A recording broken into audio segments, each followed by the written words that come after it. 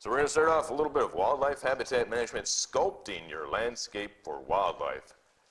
And you notice the emphasis there is on sculpting the landscape.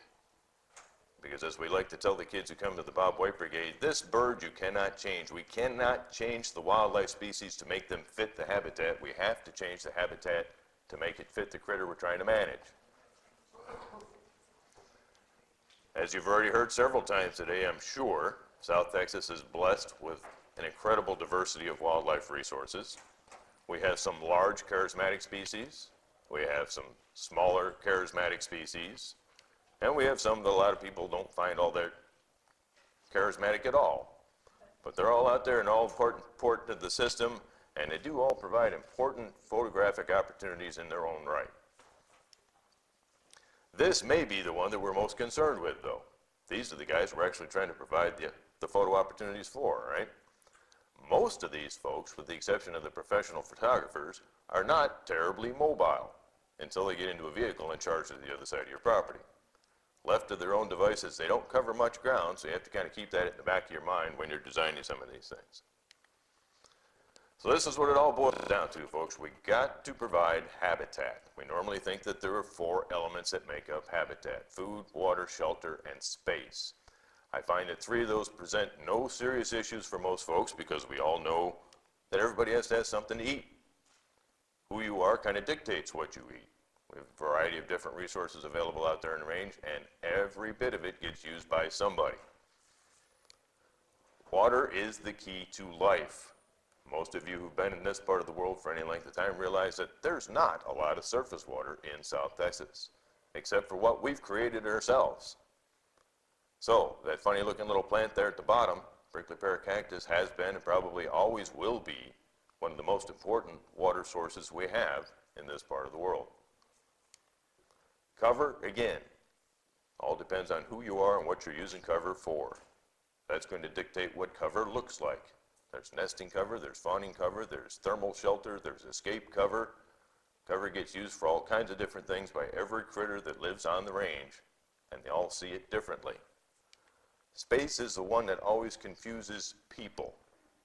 And the illustration I usually use to clear it up for folks is to say, okay, I want you guys to think about this. Imagine what would happen if everybody who's in this room right now had to live together in this room for the next year. Is this enough space? Now, I have a couple of friends in the room, and I dare say within the next couple of days I might have a couple more friends in the room. But beyond that, I'm pretty sure that I'm going to begin to accumulate enemies at a much faster pace than I am friends, because this is not enough space for me. We can view space in several different ways, but here's a couple more illustrations to help make the point. Are we talking about space for an individual or space for a population? Rio Grande wild turkeys in the state of Texas have an annual home range that varies somewhere between 3,000 and 6,000 acres. That's a pretty fair chunk of space. So if you're designing a landscape for turkeys, you're designing something that's pretty large.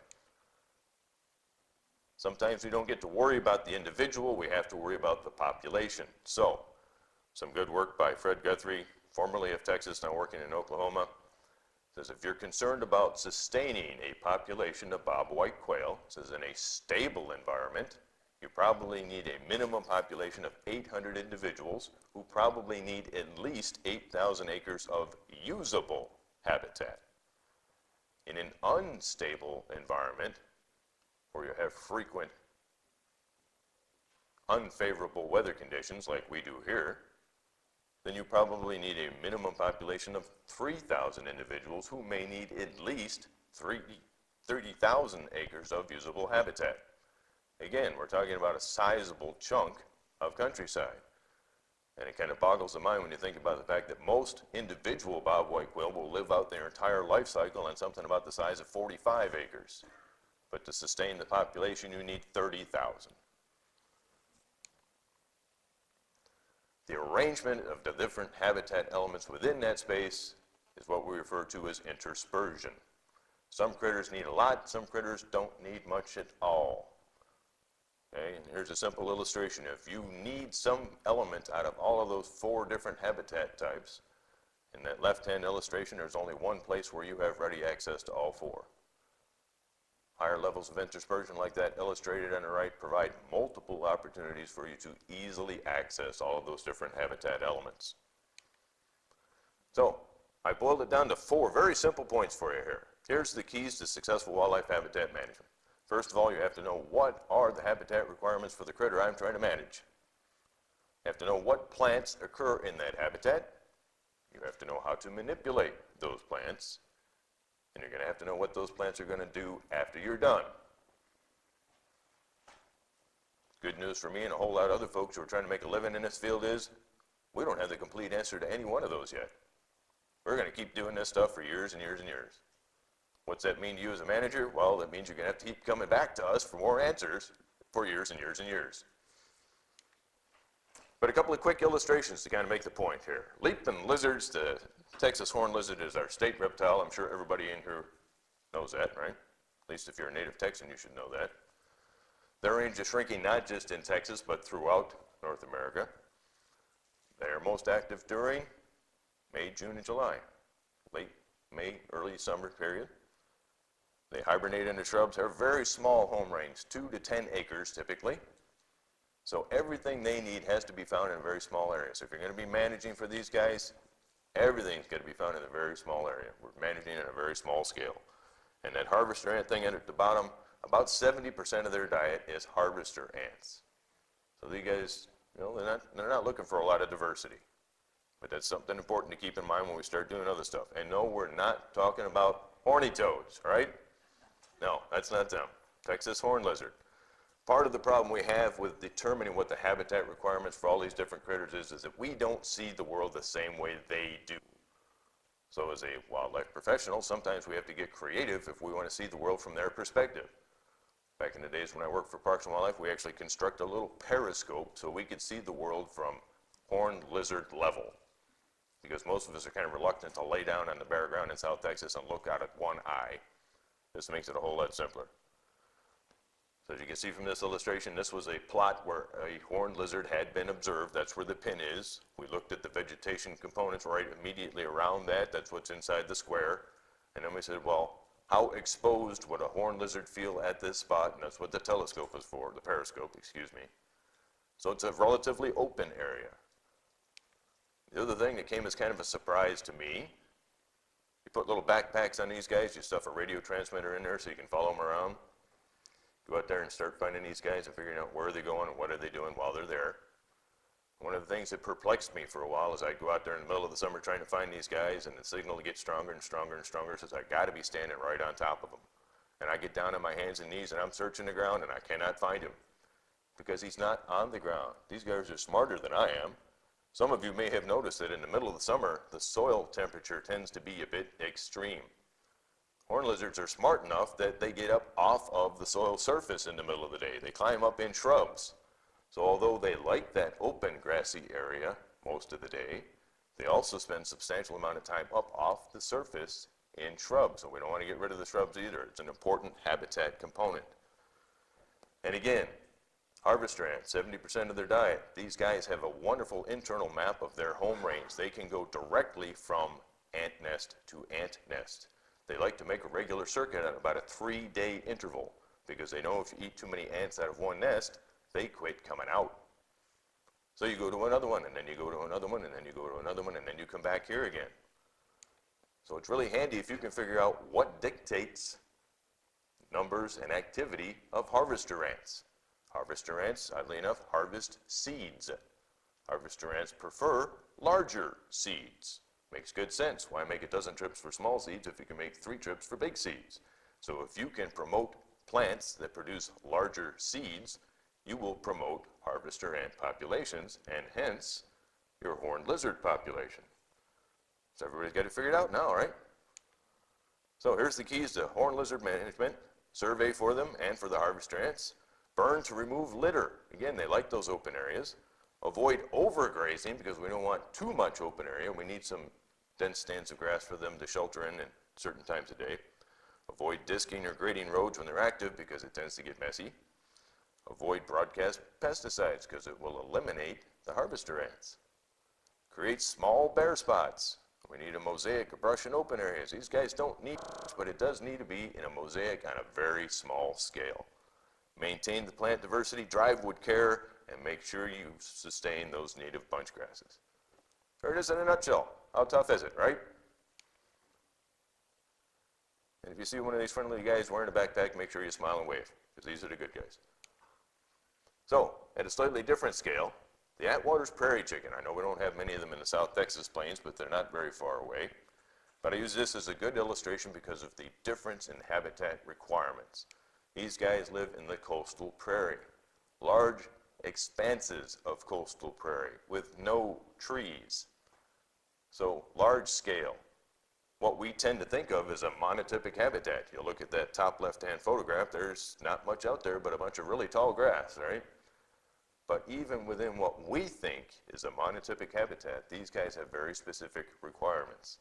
That tall, dense grass that those deer are standing in, that's good for nesting habitat, and it's good when the weather is hot. The rest of the time, prairie chickens aren't going to be in there. They prefer more open stands of grass to feed in, and in that bottom right-hand photograph, when mating season rolls around, we have to have this open bare ground for a lek, or booming ground, for the males to do their courtship display in.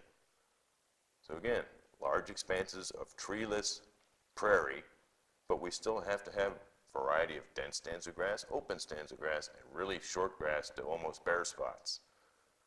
Two different critters, radically different habitat requirements.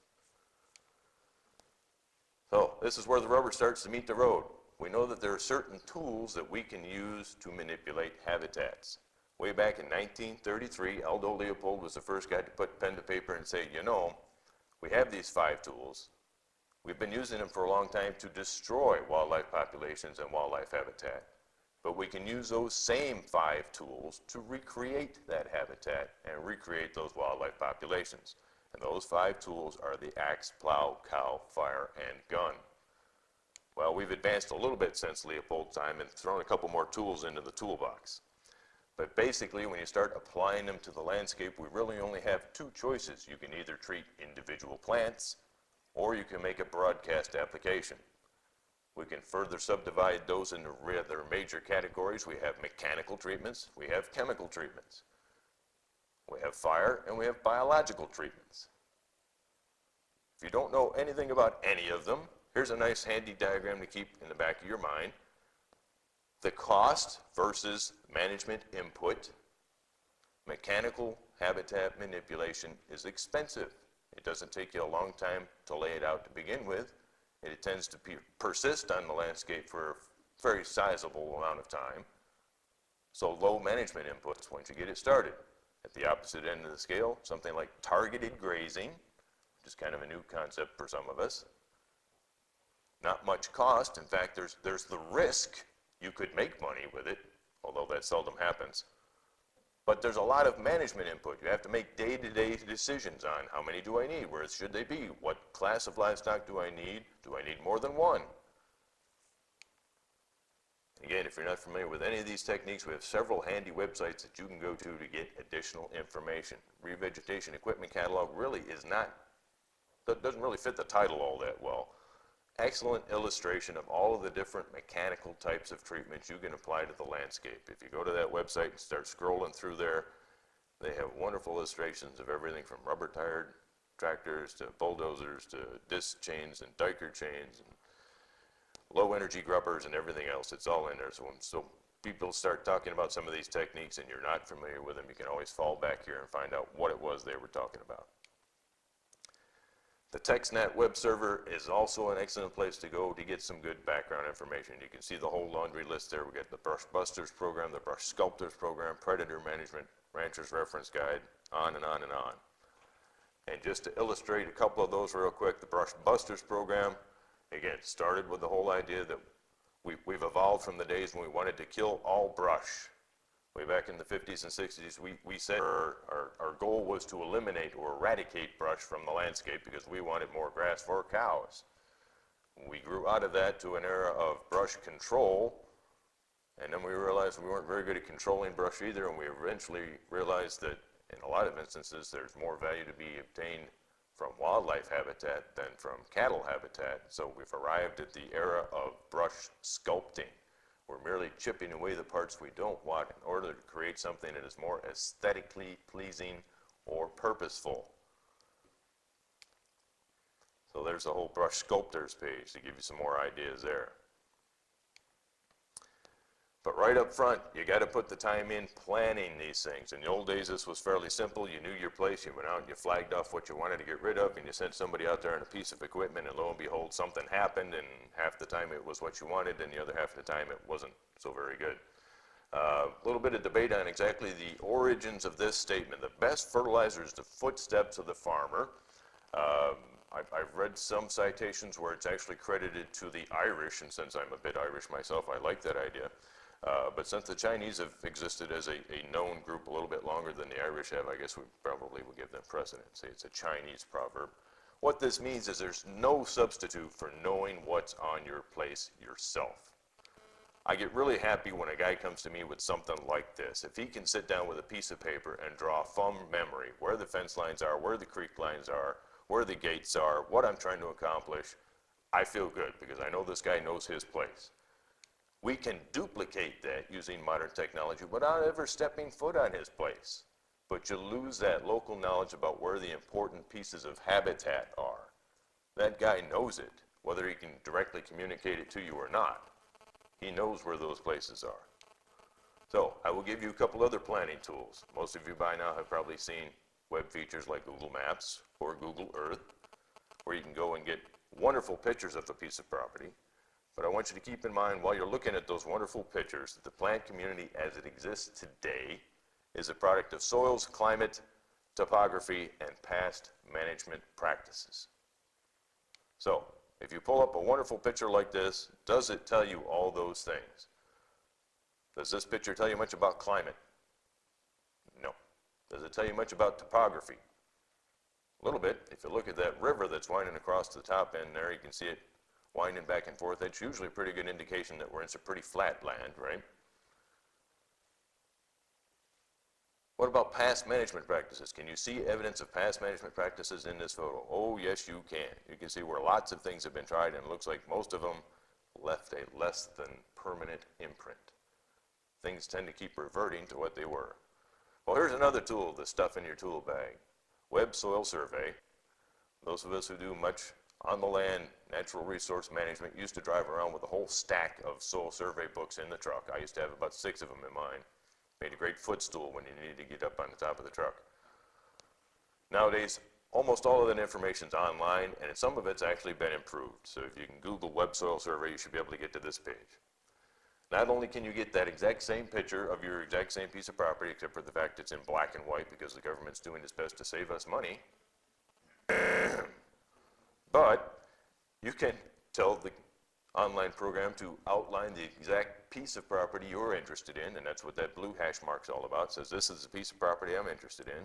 Then you can ask it to tell you everything it knows about that piece of earth. The first thing it will tell you is all of the different soil types that are represented in that area. Are there any soil scientists in the room? I've been doing this for about 5 years now. I have yet to trip over a soil scientist. That's probably a good thing. Most of us would look at that long laundry list of soil names and said, yeah, that tells me a whole lot. Papalote, fine sandy loam. Fortunately, it will tell you more than that. It will give you something we now call an ecological site classification, which we used to call a range site.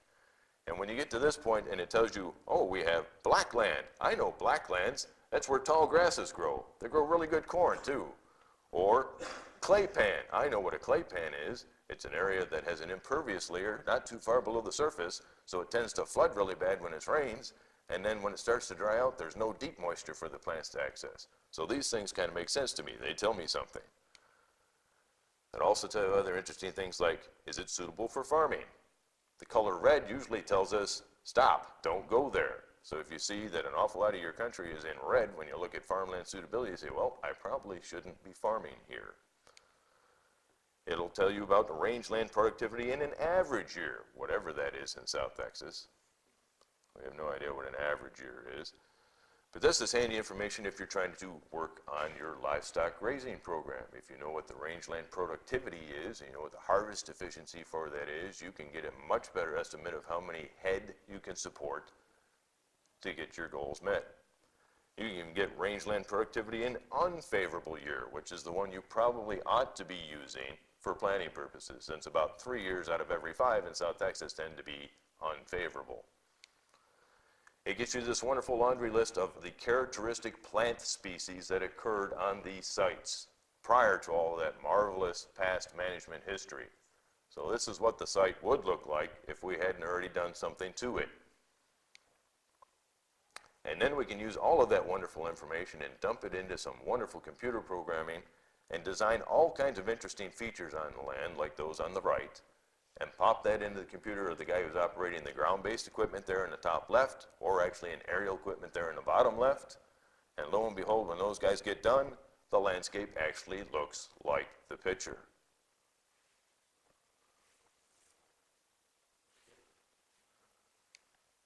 Let's all go to the lobby. No, we won't either. We're going to plunge ahead because Miles said we couldn't get this far. What should you try to achieve? In a word, diversity. Okay? Look at this picture and notice how many different structural elements are here. We have tall trees, we have short trees, we have tall grasses and short grasses and flowering plants and plants that haven't flowered yet and plants that have already flowered. So we get something for everybody at every season of the year. When we look at design for humans, again, a lot of this is being driven by human interest. We know that we all have different tastes, but there are certain things we have in common. We like geometric differences. We like structural differences. We like water features. We like topography. And we like diversity in plant surroundings. Wildlife are very much like us. So, I would advise you to start small. If you are entertaining the idea of inviting folks to your property for photography or other nature-based enterprises, don't ignore the area around your headquarters or bunkhouse or lodge or whatever the case might be. Yes, they are probably coming to your place because you have some fantastic opportunity at some rare species out there in the back 40 somewhere. But don't ignore the fact that they are going to be spending time there at the headquarters. Right? Let's provide something for them to do while they're there. Perhaps even something more in the way of low-hanging fruit, something that would be easier to capture without having to be up at 3 o'clock in the morning or out in the field until 11 o'clock at night. Something that might be more accessible and help keep them interested. So we'll start with butterflies and bees and hummingbirds and damselflies and dragonflies and all the rest of those, and I have little bullets for each of these. Just little reminders. Butterflies start out as caterpillars. We know that, right? Caterpillars have very specific habitat requirements. Many of them consume only 1 or 2 species of plants. In your yearning to be as natural and organic as possible, a lot of folks go out and use organic pesticides like BT. Please be aware that BT will kill the heck out of caterpillars. Adults feed only on nectar. Generally, they feed only in full sun, not like moths do. And many of them are migratory and will come through late in the season, so it is in your best interest to try to provide some sort of flowering plant all season long. Hummingbirds, well, again, we're blessed with an incredible diversity of hummingbirds that come through this region. We only have a couple of residents in most of the South Texas plains, but there's an awful, incredible variety of hummingbirds that pass through it at some point of the year. Just a quick peek at some of those, and things to keep in mind. Hummingbirds need thick cover at multiple levels. Again, remember that initial photograph. Tall trees, short trees. Tall shrubs, short shrubs. Tall grasses, short grasses. All of that needs to be out there. If you're going to provide a bird bath, it needs to be very shallow. We're talking about a bird that's only 1.5 inches tall and its legs are only 1/2 inch long. And they're not wading very deep, folks. Like misters and drippers, it helps attract their attention. Damselflies and dragonflies, whether you know it or not, this is the second fastest growing nature-based enterprise we have going. Right after bird watching. Folks are building life lists for damselflies and dragonflies, and the photography on these guys is just incredible. And again, we're blessed with an incredible variety of things available in this region. There are folks across the pond, as they say, over in Great Britain who have delved into this topic considerable depth, and that's where I found most of my good advice on how to construct dragonfly ponds and all that good stuff. They give you some basic advice: 20 feet wide, no more than 2 feet deep. Need to have submergent and emergent vegetation, because remember, these guys go through several different life cycles, and at some point they need to be able to climb out of the water onto the vegetation to mature into a dragonfly. If you keep the edges of the pond mowed down to a ½ inch tall, they have nothing to emerge onto. Bird boxes, bird feeders, all of those, again, something to concentrate birds and make them easier for folks to see and photograph. Never a bad idea. They need to be properly sized as far as the nest chamber goes, as far as the nest entrance goes, as far as the height of the entrance above the floor of the box. They should be insulated, ventilated, kept clean. Never use treated lumber. All those nasty fumes permeating out of the treated lumber tend to be very hard on those little birds. And although we like things nice and neat and smooth and polished, please don't polish the inside of the bird boxes, because the little bitty guys won't be able to climb the wall to get out of the nest. And we can get specific. Bluebird boxes, you can go online and find page after page after page of instructions on how to build a bluebird box. They need to be in open sunny areas. They need to be at least 100 feet from dense shrubs. Probably not too far from where you live. Purple martins, again, I was amazed at how many folks get purple martins to stop over in South Texas, and the variety of martin nest boxes that are available is just incredible. It fills page after page after page. Again, monitor the nests frequently to make sure you don't have wasps in there or house wrens or something else like that. What about bats in your box? Again, this might be a little tougher photographic challenge, but it certainly adds diversity. They're important pollinators, important insect control agents. And again, these boxes come in a variety of shapes, sizes, colors, whatever. Again, most of them in this part of the world we want sheltered from direct sun. So notice the ones up under the eaves. The one on the bottom right I thought was kind of an interesting take. It's a combination bluebird nest box and bat box. I don't know how well they do as neighbors, but possibility certainly exists. What about boxes for bees? Again, we're getting smaller and smaller here, but we've got some very interesting photographic opportunities. Most of our solitary bees are less defensive of their nesting areas than the colonial nesting bees are, so they present less of a challenge. And again, there's all sorts of ways you can deal with this. Notice that those are the milkshake straws, folks, from McDonald's. I don't know if they have to be from McDonald's, but they need to be the milkshake size straws stuffed inside of a PVC pipe there. Again, variety is the key to life here. So again, who are we sculpting the landscape for? What is our mental conceptualization of what that landscape needs to look like when we get done? If you're aiming for cattle, this might be what you need. Lots of grass with just a few shade trees. If you're aiming for deer, we probably need more brush than we do open areas. If you're aiming for turkeys, it probably needs to be about 50-50, and water features don't hurt at all, but it's on a large scale. Remember that 3,000 to 6,000 acre home range. Quail, again, live much smaller as individuals, so all of the habitat elements have to be available very close by. Black-capped vireos, golden cheek warblers, we already talked about Texas horn lizards. We could do Texas tortoise and a variety of other things as well. Just remember the keys to habitat management success. Know what the habitat requirements are for the critter you're interested in. Know what plants make up that habitat. Know how to manipulate those plants and know what to expect after you do. Hopefully, you'll end up with a little something for everyone. And yeah, presto, poof, done. Go to the lobby, get a drink, come back really quick, because there'll be somebody up right behind me.